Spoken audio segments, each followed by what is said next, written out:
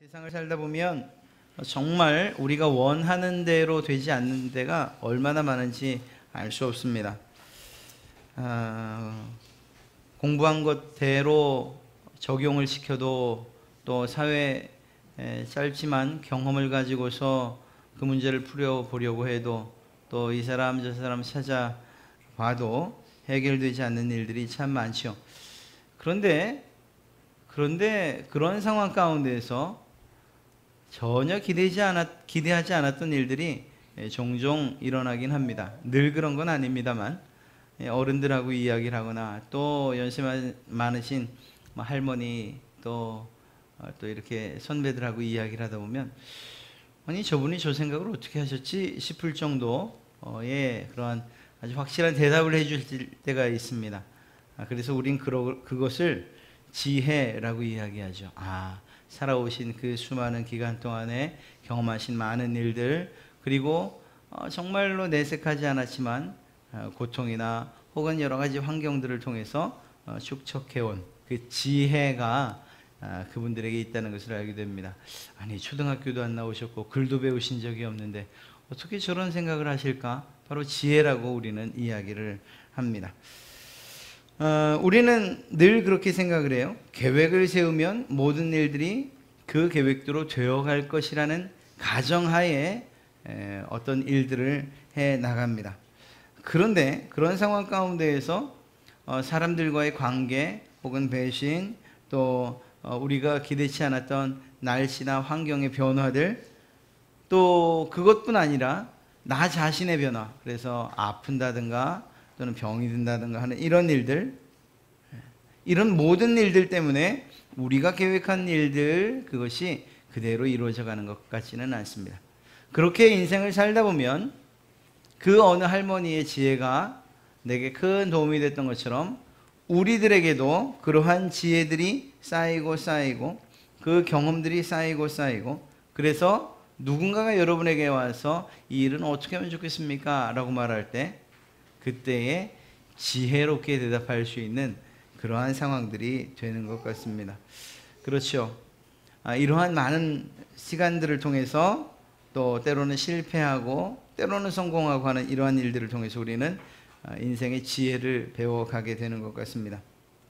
그런데 오늘 성경에서는 이 지혜에 대해서 이야기할 때에 만약 그것이 사람의 지혜라고 한다면 그렇다면 그 지혜로 살려고 하지 말고 하나님의 능력으로 살아야 된다라는 분명하고 명확한 주제를 우리에게 이야기하고 있는 것을 보게 됩니다.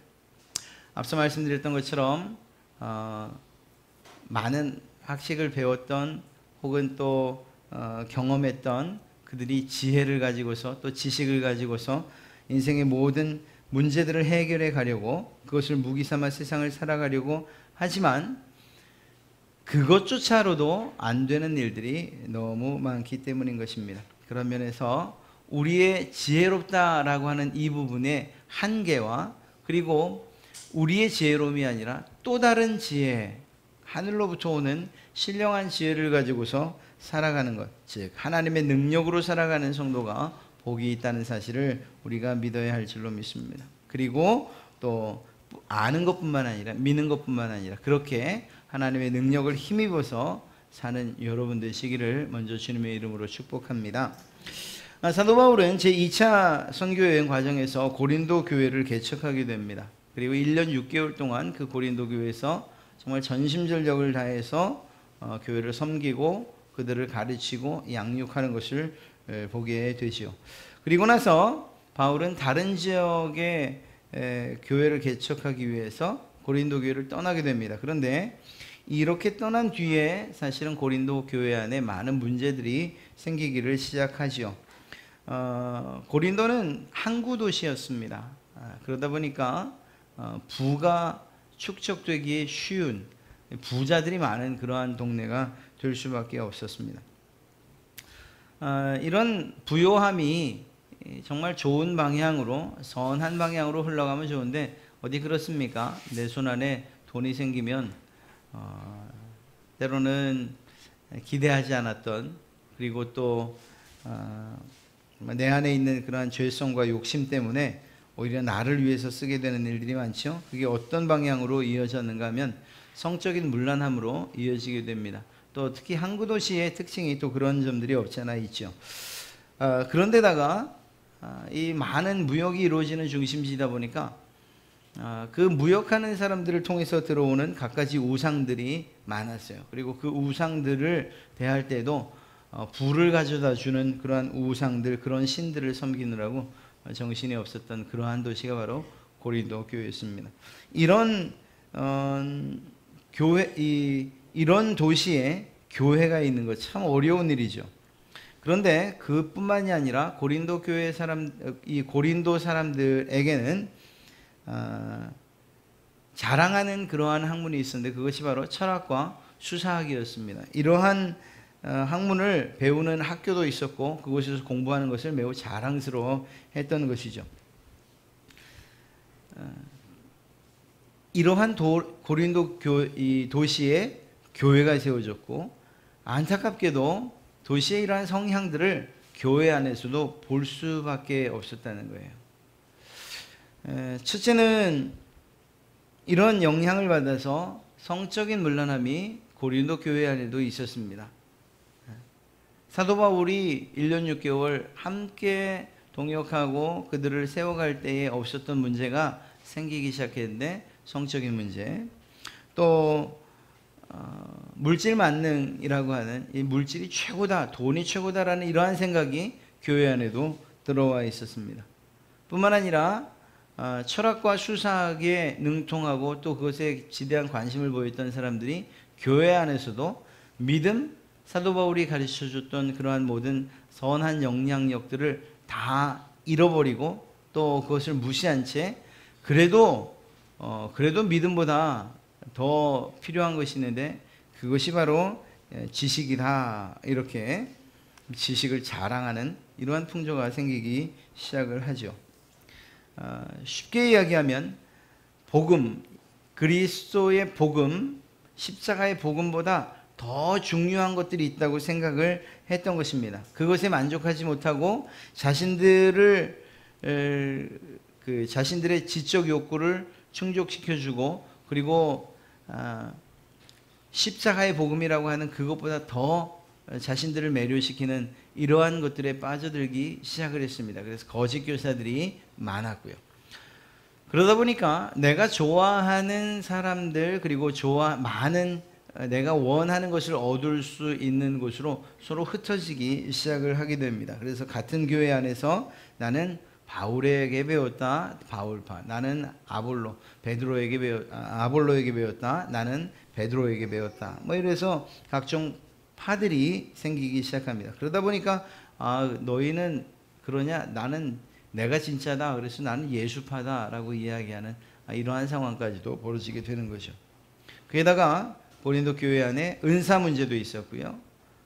그리고 또 음식을 먹는 것으로 인해서 시험에 들고 또 그것이 교회 안에서 문제가 되기도 하고. 그래서 고린도전서를 쭉 읽다 보면은 그런 문제들을 고린도 교회 안에 있었던 문제들을 하나하나 이렇게 해결해 가고 그것들에 대한 지침을 사도 바울이 주고 있는 모습을 우리는 보게 됩니다.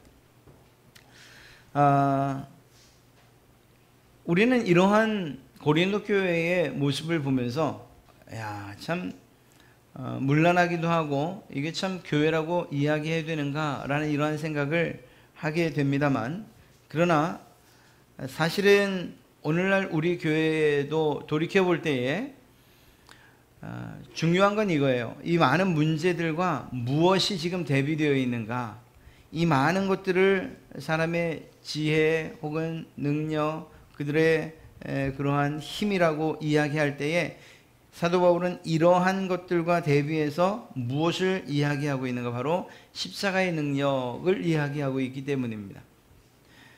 이것을 오늘날 가지고 와보면 지금 우리 교회 안에 하나님의 능력, 십자가의 능력이라고 하는 정말 우리가 절대적으로 놓칠 수 없고 잃어버려서는 안 되는 그러한 핵심적인 가치가 이 십자가의 능력, 복음의 능력에 있는데, 이것 외에 다른 어떤 것들을 혹시 우리가 찾아가고 있지 않은가, 다른 것들로부터 해답을 얻으려고 하고 있지는 않은가, 교회 생활을 하는 그 만족함을 사람들과의 관계 가운데서 마음의 평안, 그저 이러한 것들, 또 때로는 정말 피시땀을 흘리면서 봉사하는 것, 단지 그런 것들에다가 우리의 마음을 쏟고 있지 않은가. 더 정확하게 말하면 십자가의 복음, 하나님의 능력이면 충분한데, 그런데 그것 외에 또 다른 것들을 우리가 찾고 있지 않은가 하는 이런 아주 분명하고 냉철한 질문을 던져봐야 하는 것입니다.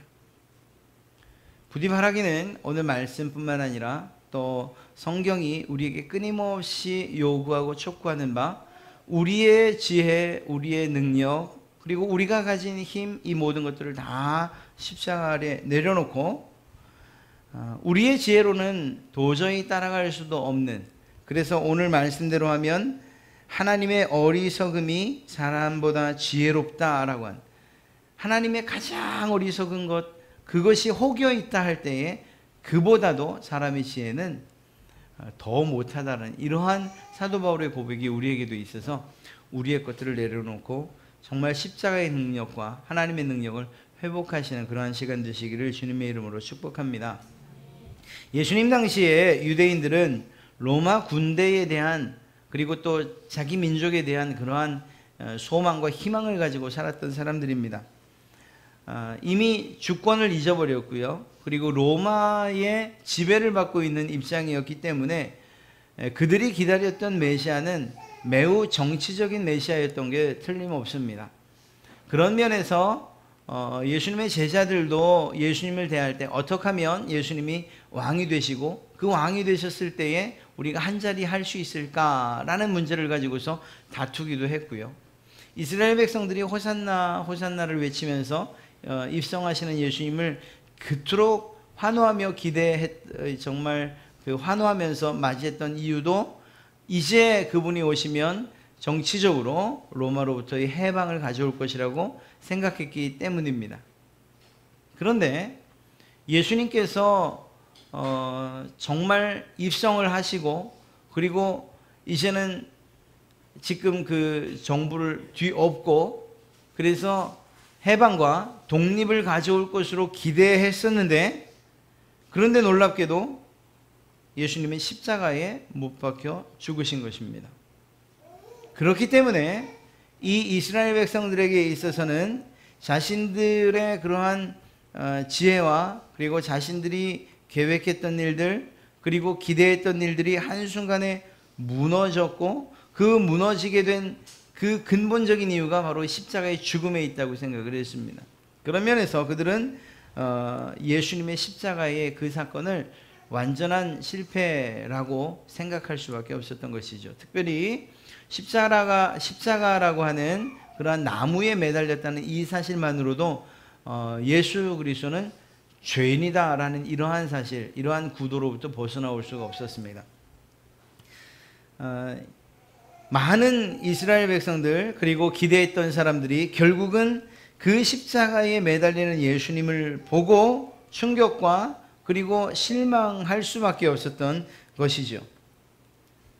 이스라엘 백성들에게 있어서 예수 그리스도 그분이 매달려 죽으셨던 그 십자가, 그리고 그 십자가를 통해서 얻게 되는 놀라운 구원의 역사, 즉 바꿔 이야기하면 우리에게 구원을 주는 십자가의 능력에 대해서 이스라엘 사람들, 특별히 정치적으로 예수님을 기다렸던 사람들은 믿을 수도 없었고 믿고 싶지도 않았던 것입니다.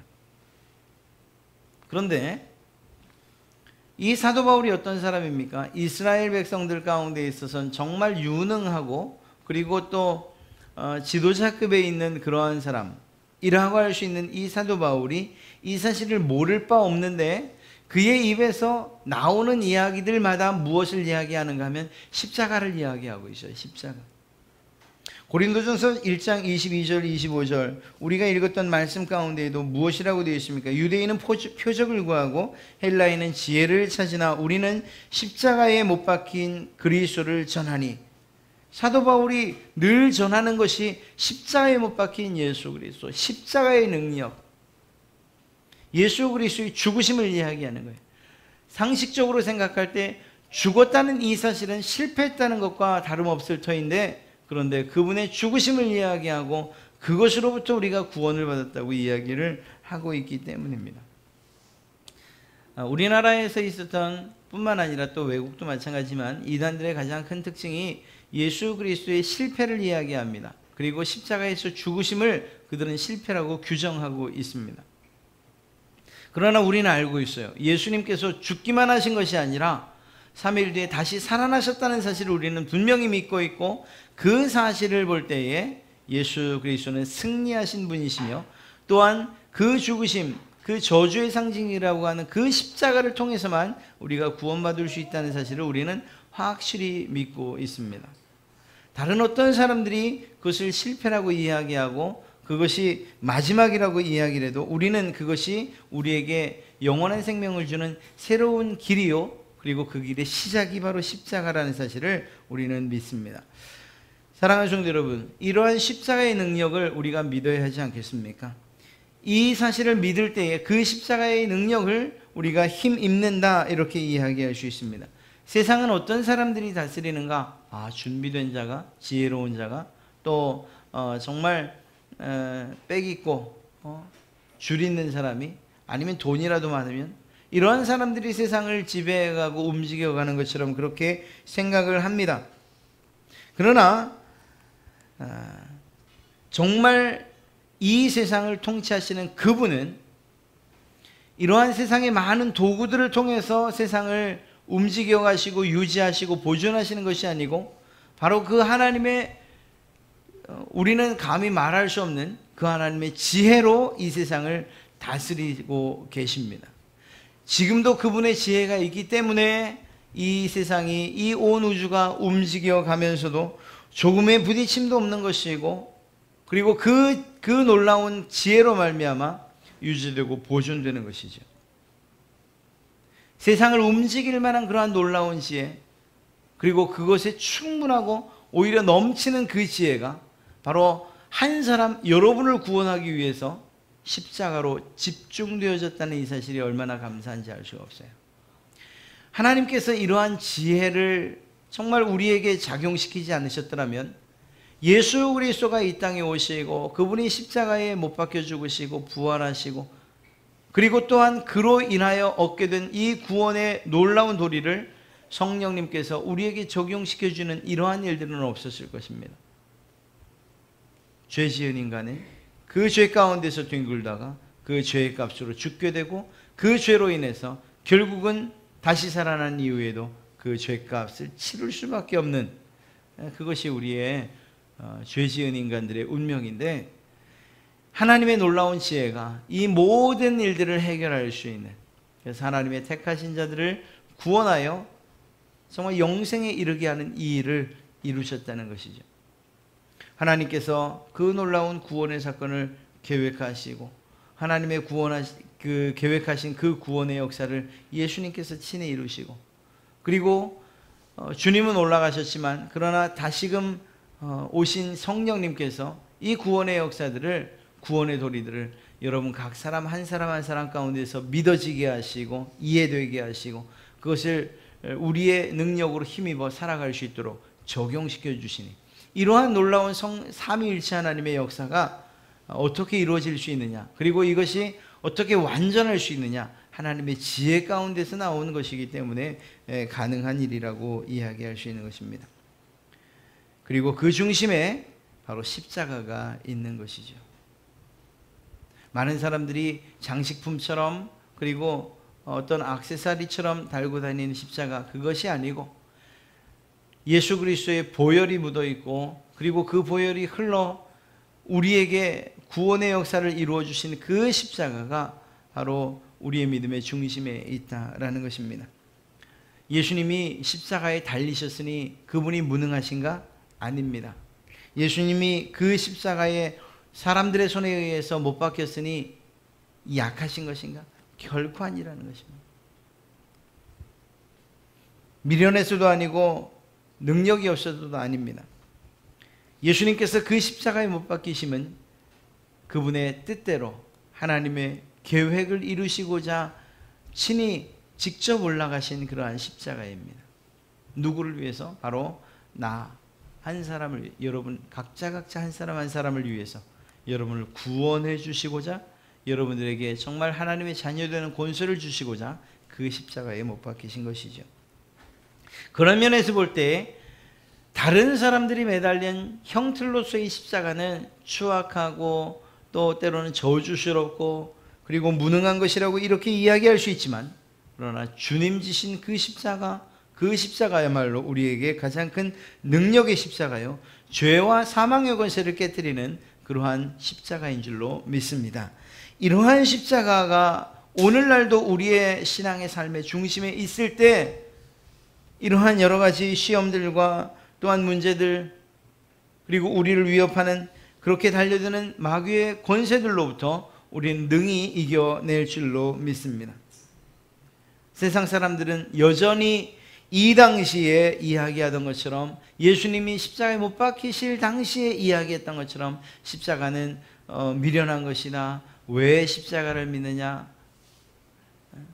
저주스럽고 흉물스러운 것이다, 우리는 죄인 외에는 십자가에 매달지 않는다라고 하는 이러한, 그저 우리가 알고 있는 그러한 지혜들과 지식들을 가지고서 십자가를 바라볼 것이 아니고, 오히려 그것으로부터 돌아서서 그곳에 진리와 그리고 그곳에 생명이 있다는 사실을 알아 그 십자가, 그 능력을 힘입기 위해서 우리는 힘쓰고 애써야 할 줄로 믿습니다. 사도 바울은 이 사실에 대해서 조금도 변함이 없었어요. 그의 전 인생에 있어서 십자가를 자랑하는 일 외에는 다른 어떤 것도 자랑하지 않겠다고 이야기했기 때문입니다. 갈라디아서 6장 14절에서 말하죠. 그러나 내게는 우리 주 예수 그리스도의 십자가 외에 결코 자랑할 것이 없으니 그리스도로 말미암아 세상이 나를 대하여 십자가에 못 박히고 내가 또한 세상에 대하여 그러하니라. 십자가 외에 자랑할 것이 없다고 이야기하고 있어요. 십자가 외에. 사람들이 얼마나 자기 자신을 드러내고 그리고 자랑하고 자기 것들을 이렇게 나타내기를 좋아하는지 알 수가 없어요. 그러나 사도 바울이 말하는 이 십자가 자랑할 만한 것인가? 아니에요.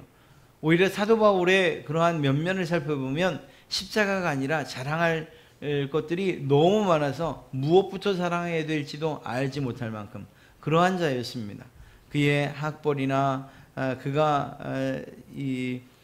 배워온 그러한 신앙적인 배경이나 또 자기를 가르쳤던 신앙의 스승이나 또 사회적으로 자신의 위치에 대해서 로마 시민이었으니까 말입니다.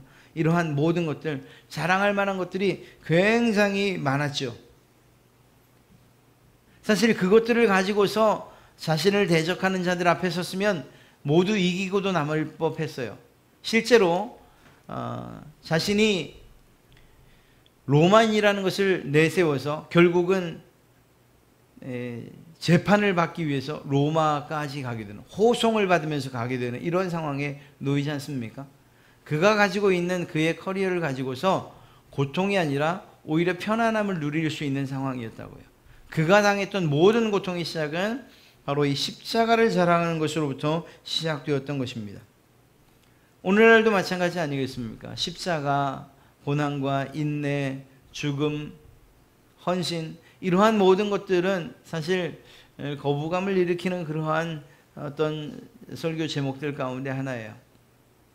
오히려 편안함을 이야기하고 그리고 지식을 이야기, 지혜를 말하고 그리고 또 어떤 주제들을 정해서 세상 살아가는 처세술에 관한 그러한 이야기들을 하면 편안하게 들을 수 있는데, 정말 힘든 십자가의 피 묻은 복음, 이러한 또 때로는 원색적인 복음, 이러한 이야기들을 하면서 이 설교를 이어가기를 좋아하지 않는 그러한 시대입니다. 그러나 시대가 그렇다 할지라도 우리에게 정말 자랑할 만한 것은 십자가요, 그 십자가의 능력이라는 사실을 생각할 때 우리 성도 여러분들, 비록 우리가 경험하는 여러 가지 고난이나 여러 가지 환난들 또 문제들이 마치 십자가를 진 것과 같은 그러한 고통이라 할지라도 그 십자가에 담긴 예수 그리스도의 능력이 여러분들의 모든 문제들까지도, 그리고 그 고난의 길마저도 능히 이기게 하실 줄 믿고 십자가를 온통 자랑하시는 그러한 여러분 되시기를 주님의 이름으로 축복합니다. 예수님께서 이 땅에 오신 이유가 무엇입니까? 그토록 어렵고 힘든 십자가를 지신 이유가 무엇입니까? 여러분들을 위해서, 여러분들의 죄악 때문에 여러분들을 구원하시기 위해서, 여러분들을 깨끗게 하시고 건강케 하시기 위하여 이러한 일들을 이루신 것 아니겠습니까? 주님께서 그 십자가를 지셨다면 우리는 마땅히 그 십자가의 능력을 자랑하고 그 일을 이루신 그리스도를 자랑해야 할 줄로 믿습니다. 사람의 지혜로서 도저히 알 수 없는 것이 무엇일까요? 그것은 하나님의 능력이고 또한 다른 표현으로 하면 성령님의 역사하심이라고 이야기할 수 있습니다. 육에 속한 사람은 하나님의 성령의 일들을 받지 아니하며 이는 그것들이 그에게서 어리석게 보임이요라고 오늘 말씀하고 있습니다. 사람들에게 어리석게 보이는 그 일이 무엇인가? 성령님께서 하시는 일들이 그렇게 보인다는 것인데, 이 사실은 실제로 어리석은 일이라는 이야기가 아니에요. 어리석게 보이는데 어떤 사람들에게 어리석게 보이느냐?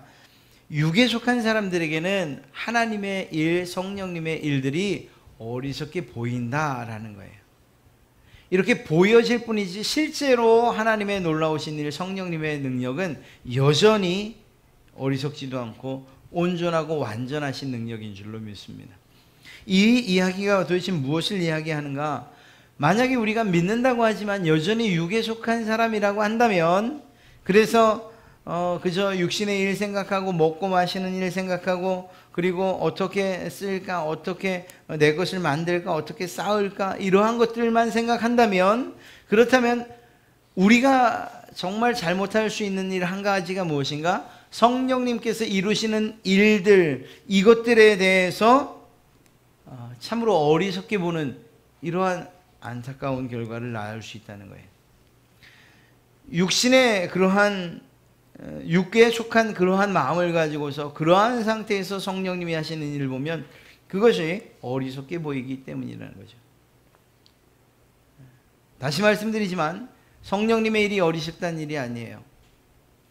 바꿔 이야기하면 우리의 소속, 육에 속한 우리가 정말 성령에 속한 그러한 모습으로 우리가 변화되어진다면, 그렇다면 그분이 하시는 일이야말로 가장 지혜롭고 가장 능력있고 가장 힘있는 그러한 일이 되어질 것이기 때문입니다. 가장 지혜로운 일이 될 것이기 때문이에요. 우리가 어떠한 안경을 쓰고 또 어떠한 모습으로 하나님의 일을 바라보느냐 하는 이것이 중요합니다. 예수 그리스도를 우리의 중심에서 내려놓은 채 우리가 하는 모든 일들, 모든 것들을 채우고 또 채워도 우리에게 공허함이 있을 뿐이고, 언제나 늘 불안할 수밖에 없고 늘 근심으로 가득 찰 수밖에 없는 것, 그것이 우리의 인생입니다. 우리의 마음에 보자 예수 그리스도 성령 하나님께서 자리하지 아니하시고서는 우리는 우리가 살아가는 모든 일들, 특별히 신앙하는 이 신앙생활들이 어리석게 보일 수밖에 없기 때문이에요. 믿지 않는 사람들이 그렇게 보는 것, 그렇게 생각하는 것, 그것은 그렇다 쳐도 예수 그리스도를 믿는다고 하면서도 여전히 육의 사람을, 육의 생각과 그리고 육신적인 그러한 사고를 가지고 사는 것 때문에 믿는 그러한 공동체 안에 들어와 있고 말씀을 듣고 그리고 그 말씀에 대해서 믿고 살아야 될 그러한 분이 혹시라도 여전한 육신의 삶을 가지고서, 그러한 생각을 가지고서 신앙생활을 하고 있지 않은가, 이러한 것들이 두려운 거죠. 바로 내가 혹은 우리가 그렇지 않은가. 우리의 생각이 육에 속한 자가 아니라 하늘에 속한 자요 성령님께 속한 자가 되어야 할 줄로 믿습니다. 그때 비로소 하나님이 하시는 그 일이야말로 우리가 상상할 수 없을 만큼 위대하고 또 지혜로운 그러한 일이라는 사실을 우리는 인정하고 또한 믿게 되는 것이죠. 성령님의 능력을 힘입고 살기 원한다면 가장 중요한 것이 있습니다. 우리의 생각과 우리의 지혜를 그분 앞에 내려놓는 것이죠. 또 다른 표현을 하면 성령님의 음성에 귀 기울여 순종해 살아가는 이러한 삶이 우리에게 필요하다는 것입니다. 히브리서 4장 12절에서는 하나님의 말씀은 살아있고 활력이 있어 좌우의 날선 어떤 검보다도 예리하여 혼과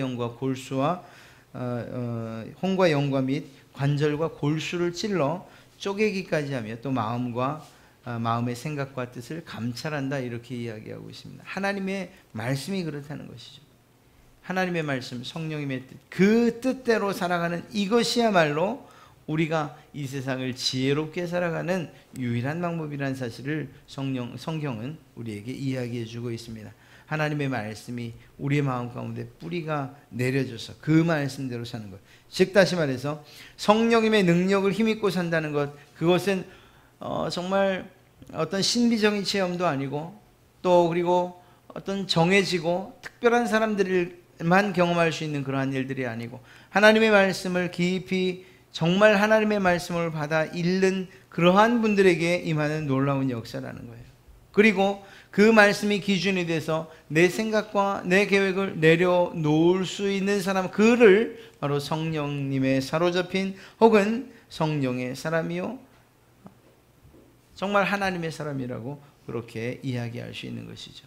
하나님의 말씀이 여러분의 삶의 중심에서 여러분의 모든 삶의 기준이 되고 결정하고 판단하는 그러한 놀라운 기준에 이 하나님의 말씀이 있기를 주님의 이름으로 축복합니다. 육의 사람이 아니고 성령의 사람으로 사는 그 즐거움과 그 유익을 우리가 누려야 하지 않겠습니까? 한 가지 더 말씀드린다면 이러한 하나님의 능력이 과연 어떤 방식으로 우리에게 나타나는가? 우리는 하나님의 능력 그러면 그분의 하시는 기적들과 이적들을 생각합니다. 그리고 초자연적인 일들만을 생각합니다. 그런데 사도 바울에게 나타났던 그 놀라운 기적과 이적들을 통해서도 사도 바울은 하나님의 능력을 나타냈어요. 그러나 사도 바울 당신이 스스로 고백하기에는 내가 연약할 때 내게서 십자가의 능력과 하나님의 능력이 나타났다, 이렇게 이야기를 하고 있습니다. 이 말이 무슨 말이겠습니까? 이것은 바로 앞서 말씀드린 것처럼 내 생각과 내 지혜와 내 모든 것들을 다 내려놓을 때 그때 비로소 하나님의 능력이 내게서 나타났다는 것을 이야기하는 거죠. 우리가 혹시 연약할 수 있습니다. 힘겨울 수 있습니다. 그리고 부족할 수도 있고 그것 때문에 참 힘들 수도 있어요. 그러나 중요한 것은 무엇인가 하면 우리의 연약함을 하나님 앞에서 스스로 인정하고 그래서 내게 하나님이 필요합니다, 그분의 하나님의 능력이 필요합니다 라고 고백하는 그들에게 하나님께서 함께 하시고 그에게 정말 하나님의 놀라운 능력과 그리고 일하심을 그때부터 나타내 보이신다라는 것입니다. 오늘 여러분들과 읽었던 말씀 25절 그 다음 절 26절을 보면 형제들아 너희를 부르심을 보라 육체를 따라 지혜로운 자가 많지 아니하며 능한 자가 많지 아니하며 문벌 좋은 자가 많지 아니하도다. 이것이 무슨 말입니까? 27절에 해석을 하고 있는데요. 하나님께서 세상에 미련한 것들을 택하사 지혜 있는 자들을 부끄럽게 하려 하시고 세상에 약한 것들을 택하사 강한 것들을 부끄럽게 하려 하시며 하나님께서 세상에 천한 것들과 멸시받는 것들과 없는 것들을 택하사 있는 것들을 패하려 하시나니 이는 아무 육체라도 하나님 앞에서 자랑하지 못하게 하려 하심이라. 아멘. 그렇습니다. 하나님의 일하시는 방식을 우리에게 보여주고 있어요. 하나님의 능력이 어떤 사람들에게 나타나느냐, 자기를 자랑하고 내 능력과 내 지혜를 자랑하고 내가 가진 조건들과 내 부요함을 자랑하는 자들에게 나타난 것이 아니고 오히려 세상 사람들이 볼 때 미련하다고 약하다고 없다고 부족하다고 하는 사람들을 통해서 하나님의 능력이 나타난다는 것입니다.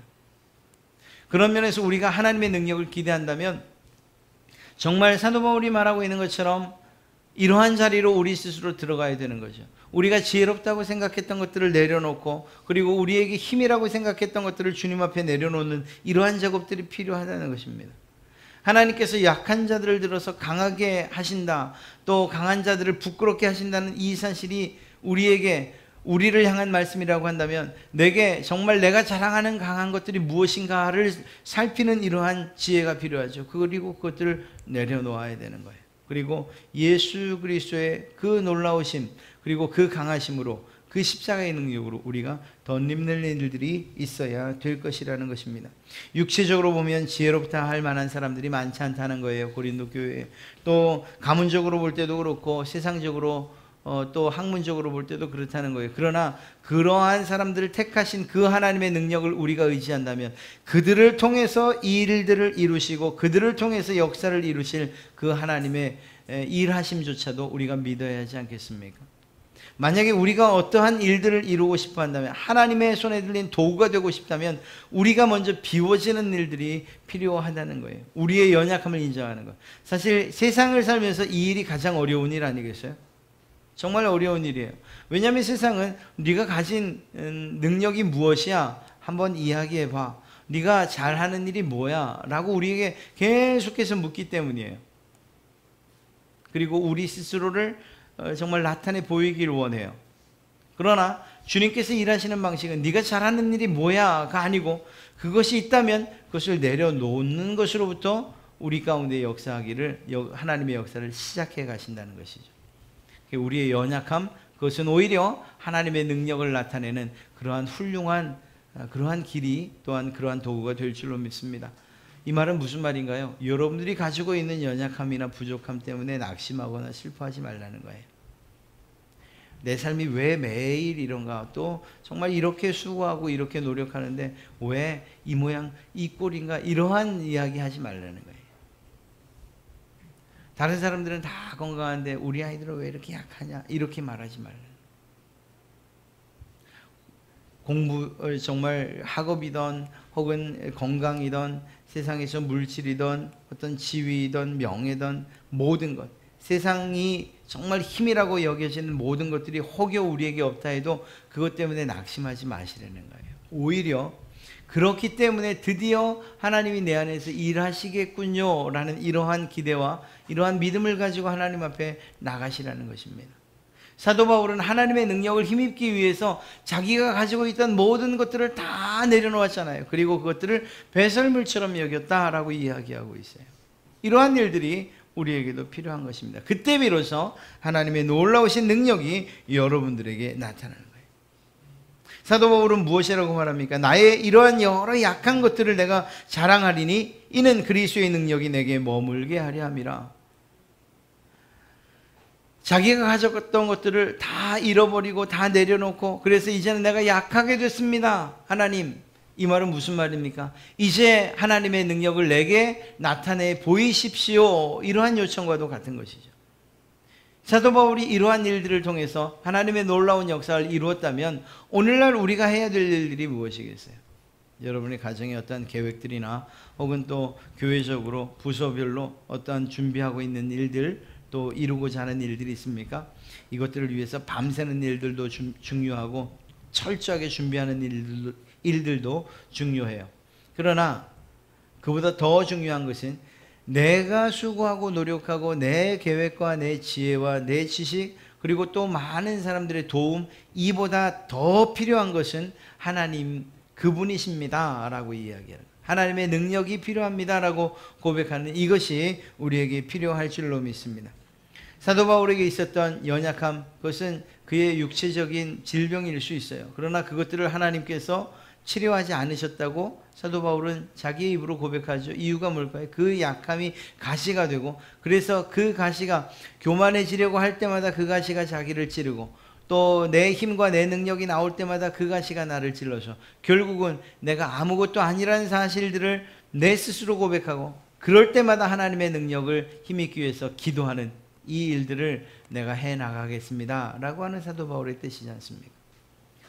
우리에게 있는 약함은, 그것은 우리를 정말 사랑하지 않으심이 아니고 오히려 그 약함 가운데 하나님의 능력이 나타나서 우리가 기대하지 않았던 그 놀라운 일들, 하나님의 역사하심과 하나님의 일에 동참케 하시고자 하시는 이러한 하나님의 사랑인 줄로 믿습니다.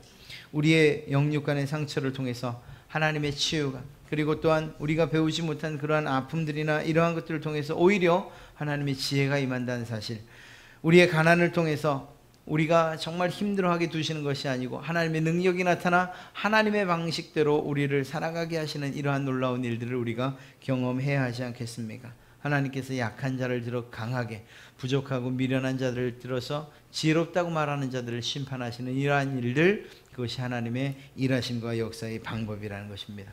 하나님의 지혜, 우리가 그렇게 우습게 생각할 만한 것 결코 아닙니다. 하나님의 말씀, 이 말씀은 하나님의 지혜로 기록되었고 그런 면에서 하나님의 말씀을 우리가 우리의 삶의 기준으로 삼는 것, 표준으로 삼는 것, 이것이야말로 지혜로운 삶을 사는 가장 정말 바르고 또 빠른 그러한 길인 줄로 믿습니다.